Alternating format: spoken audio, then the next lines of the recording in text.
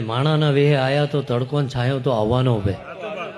એટલે કાલ સવારે એવું નહીં વિચાર લેવાનું તેલની બહેણી ભરીને દોઢ મેલ્યું માતાજી પમદી પૂરું કરી આલે બે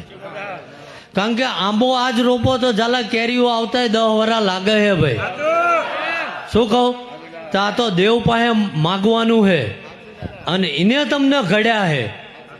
તમે 5 વરા પછી કેવા રંગ બતાવવાના એને ખબર હે એટલે એમ તમારા આહુડા પાડો ને એ બદલાઈ જાય એવું નહીં એની માટે કાળજું જોઈને પુણે જોઈ ઝાલા તારે એ તમારે અરે વાત કરે ઘણા એમ કે અમને મેલડી કેવા આવે તારી હાથ પેઢીમાં ના આવે ભાઈ ચમ કે તમારા બાપા એમને સારા કામ કર્યા જ નહીં ભાઈ કોઈક મંદિર જ્યાં હોય એને ખાડ્યા છે બિલાડા આડા નાખ્યા હે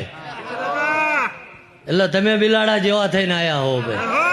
ધર્મ ના દહકા હોય માણા ના દહકા હોય ભાઈ ચાલા ટાઈમ સારો નબળો આવે શું કહું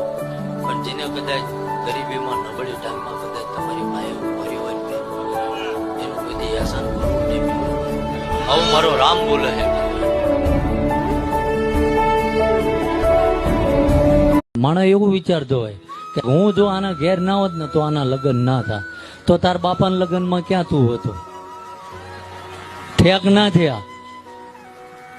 સમજાય ને એટલે પેલું ગાડા નીચે કૂતરું હાલતું હોય જેને એમ થાય ગાડું મારા હિસાબે હાલે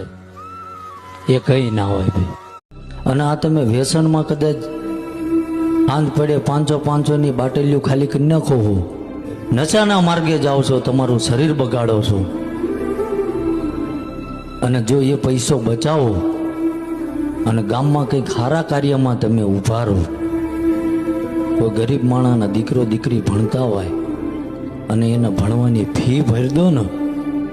તો મારો ઠાકર એવું કહે છે કે મંદિરે જવાની જરૂર નથી ભાઈ માણસને ઉપર લાવવામાં કોકની એક દુઆ અને તમને બરબાદ કરવામાં કોકની એક હાય બસ આટલું જ કાફી છે એટલે એને મજબૂર ના કરતા કારણ કે કોકના હવરમાં હાડકા નાખીને જો એના ચકેડા ફેરવશો ને તો કુદરત તમારા નસીબના ના ચકેડા ફેરવવામાં વાર નહીં લગાય તમને જો કદાચ પૂરું કરવું હોય ને કોઈ ગરીબની હાય લાગે ને તો એ સાપ સમાન જ છે કે મૂછું એ વળ ચડાવીને ફરતા મને કોઈ આંબા વાળો નથી ઉપર બધાનું ધ્યાન રાખીને બેઠો છે ગમે તારે ગમે એની ચિઠ્ઠી ફાડશે